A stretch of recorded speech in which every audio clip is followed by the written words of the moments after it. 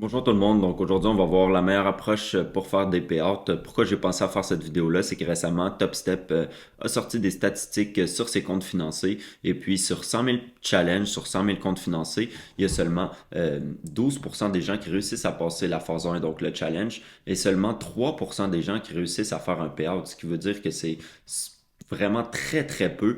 Puis j'essayais de me demander comment ça les gens ont autant de la difficulté à faire des payouts alors que pour ma part, sans vouloir être arrogant ou quoi que ce soit, je trouve que c'est très facile de faire en fait un payout. Puis j'ai compris en fait en parlant à des gens, en regardant aussi les résultats de mes élèves, que la plupart des gens en fait ont une mauvaise approche sur les propres firmes. C'est la raison tout simplement pour laquelle ils font pas des payouts. Donc on va voir ensemble comment vous pouvez changer votre approche pour espérer de faire votre premier payout si vous ne l'avez pas déjà fait.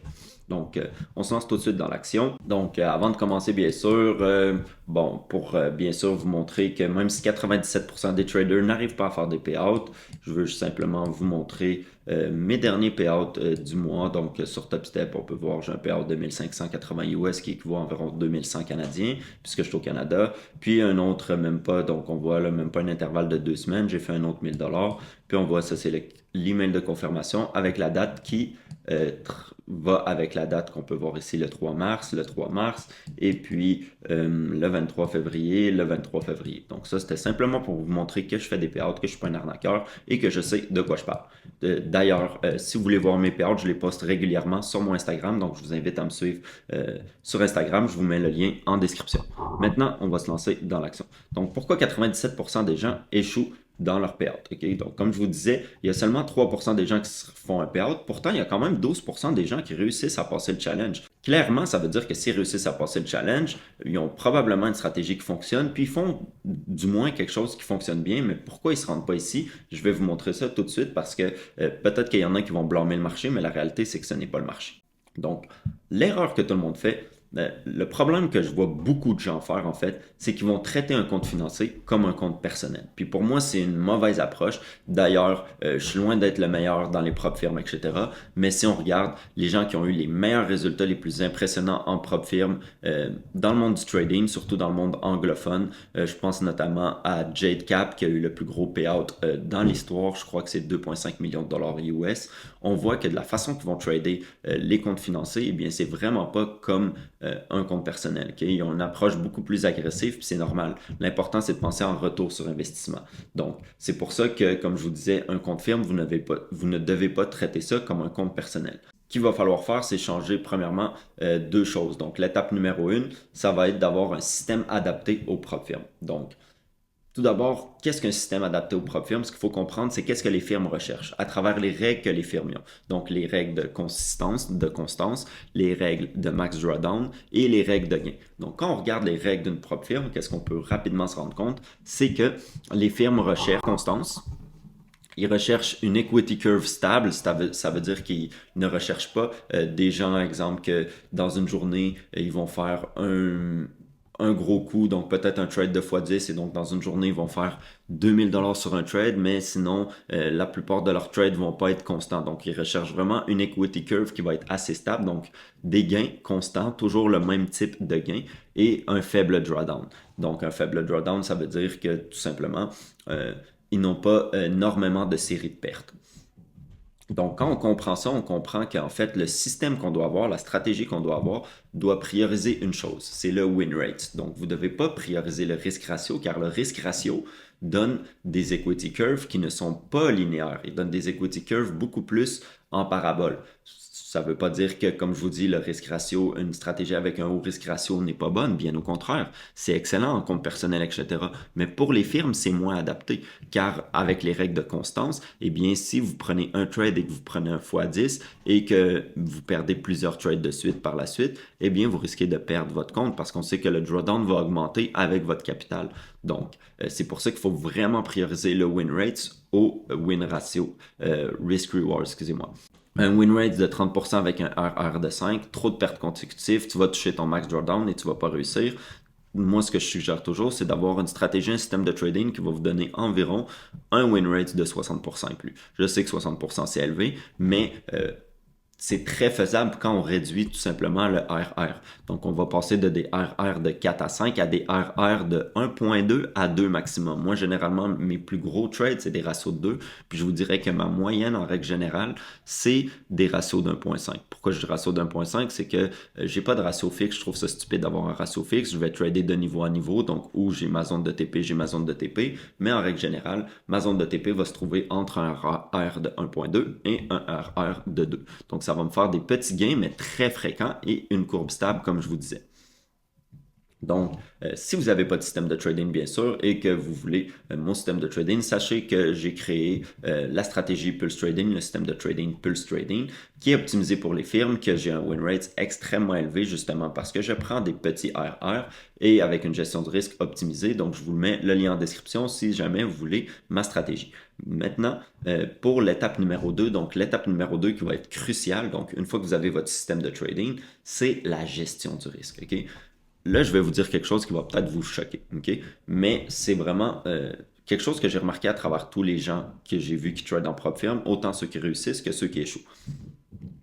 Plus ça va vous prendre de temps à passer le challenge et à monter votre compte, moins de chances vous allez avoir de faire un payout. Je m'explique.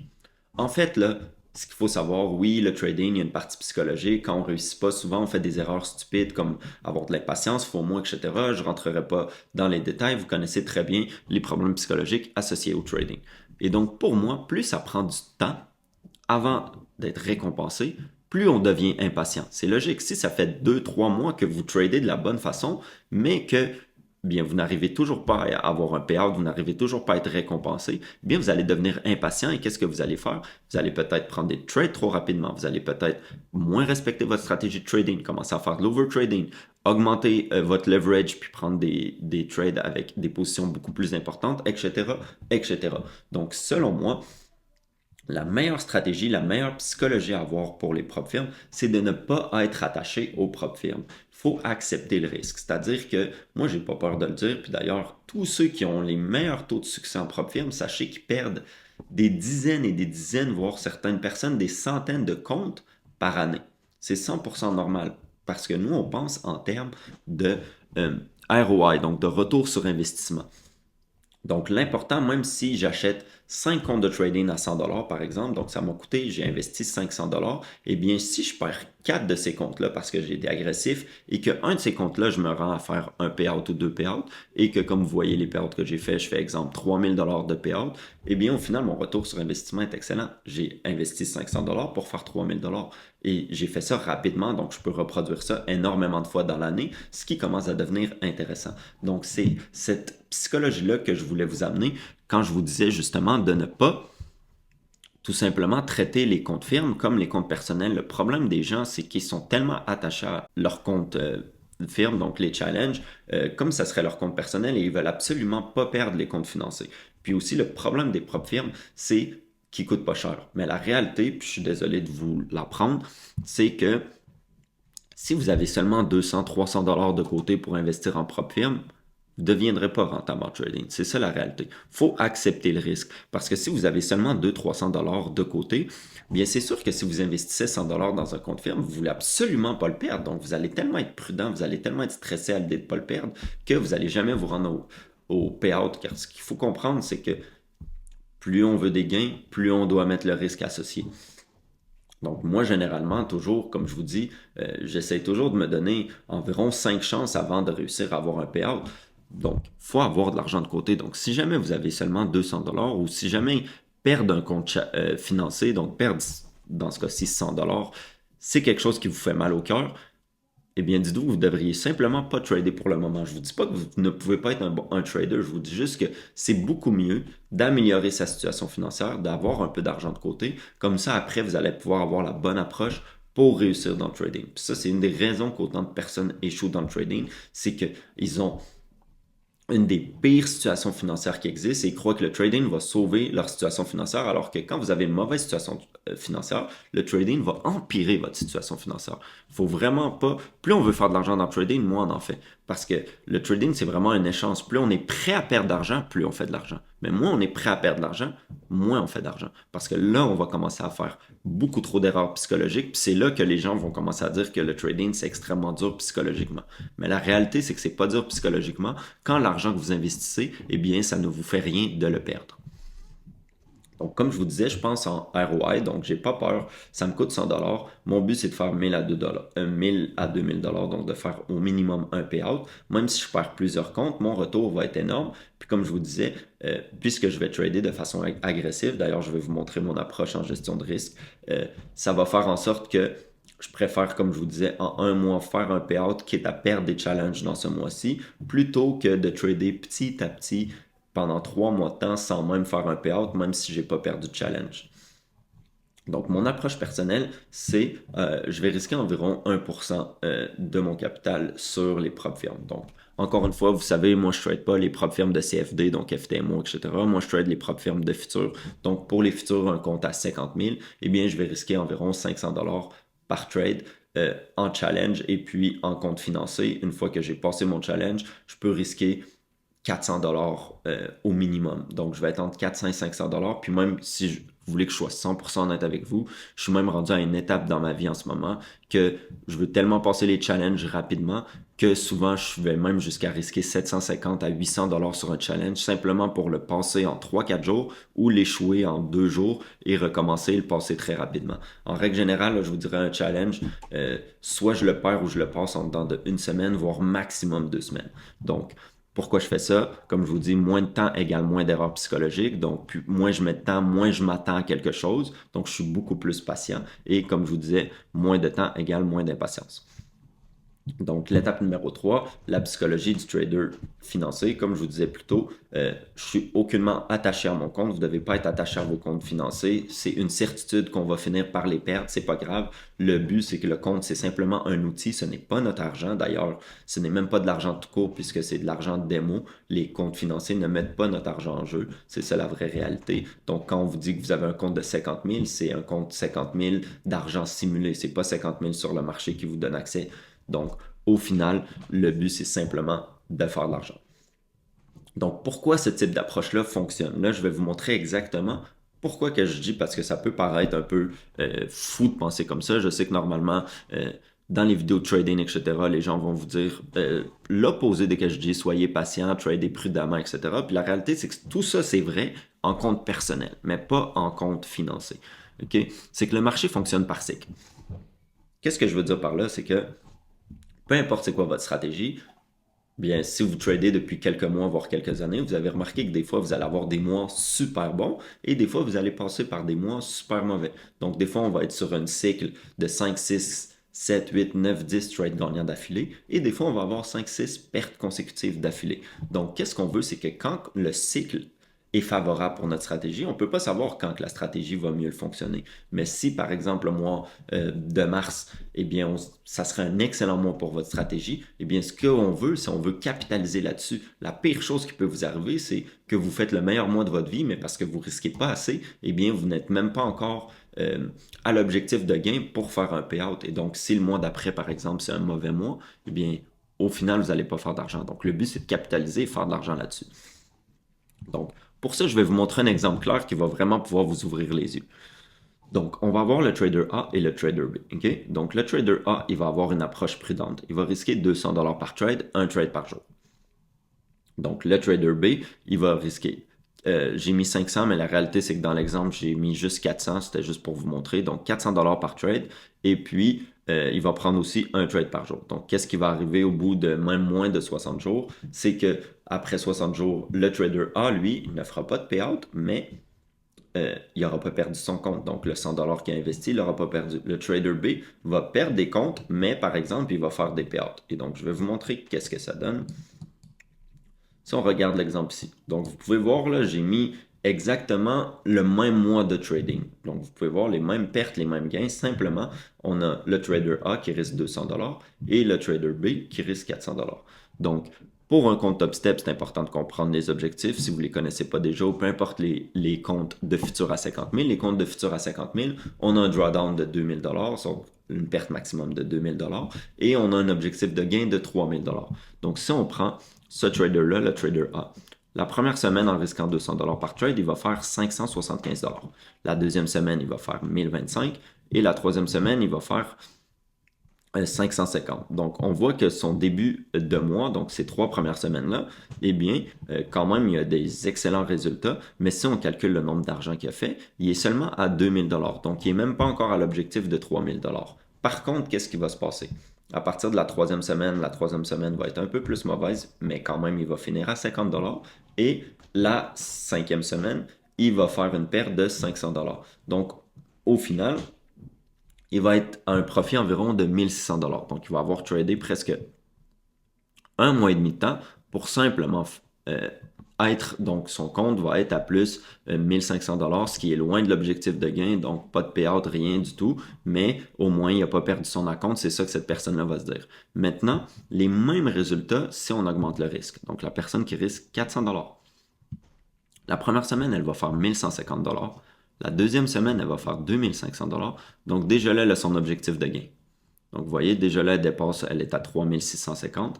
La troisième semaine, elle va faire 1100 $. Et donc, dans les 3 premières semaines qui est ici, il va faire plus de 4500 $, presque 5000 $. Cette personne-là va pouvoir faire un payout de 1000 à 2000 $. Puis ensuite de ça, qu'est-ce qui va se passer? C'est que la quatrième semaine, il va faire 150 $, mais ce qui compte, c'est que faut regarder ça puis être 100% transparent. À partir d'ici, il va commencer à avoir plusieurs pertes de suite. C'est quand même des pertes de 400, 400, 400. Ici, il va faire un gain de 600, mais ensuite 400, 400, 400. Donc, la réalité, c'est que dans cette série de pertes-là qu'on voit ici, eh bien, il va avoir une série de pertes de 2000 $ et donc, à ce 400-là ici, il va perdre son compte de trading. Donc, cette personne-là va perdre son compte de trading ici, mais avant de le perdre, elle va avoir fait un payout de 2000 $. Donc, ça va lui avoir coûté 100 $ et elle va avoir fait un payout de 2000 $ pour avoir perdu son compte et ensuite recommencer. Tandis que cette personne-là, ça lui a coûté 100 $ et après, comme je vous disais, un mois et demi de trading, eh bien, son compte est à profit, mais pas encore assez dans le profit pour faire un payout.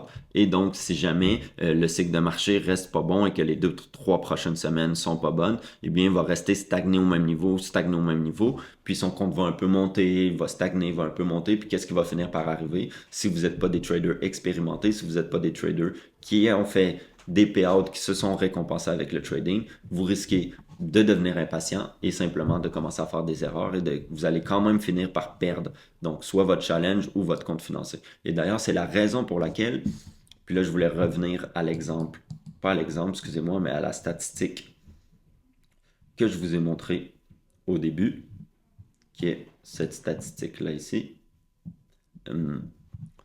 12% des gens réussissent à passer le challenge, mais seulement 3% font un payout. Eh bien, c'est exactement pour ça. Parce que normalement, on se dit, si 12 personnes réussissent à passer, pourquoi il n'y a pas plus de gens qui réussissent à faire un payout? C'est à cause de ça, en fait. C'est à cause du fait que ça leur prend tellement de temps de réussir à passer le challenge qu'une fois qu'ils ont leur compte et qu'il faut qu'ils fassent un payout, ça commence à prendre tellement de temps qu'ils deviennent impatients, qu'ils commencent à faire des erreurs et finalement ils ne se rendent pas au payout et ils perdent leur compte de trading. Tandis que s'il y aurait une approche un peu plus agressive, bien probablement qu'ils auraient réussi. Encore une fois, pour vous montrer ça ici, donc ça, pas besoin, c'est la comparaison que je viens de vous faire. Donc, une chose que je voulais préciser avant tout, c'est si vous voulez adopter, être ce trader-là qui est ici, ce qui est très important. Il va falloir faire quand même quelque chose pour pas simplement être un gambler et faire n'importe quoi dans le trading. Okay? Comme vous pouvez voir dans les deux exemples, il y a 3 choses que vous devez faire. De un, vous devez commencer à trader de la qualité sur la quantité. Donc moi, quand je trade 500, 600, 700 $ par trade sur un compte financier à 50 000, je ne prends pas 2 trades par jour, c'est impossible. Je prends un trade par jour, donc je me fie à la qualité sur la quantité. Donc vous devez vraiment être extrêmement prudent sur vos trades, sur les trades que vous allez choisir de prendre.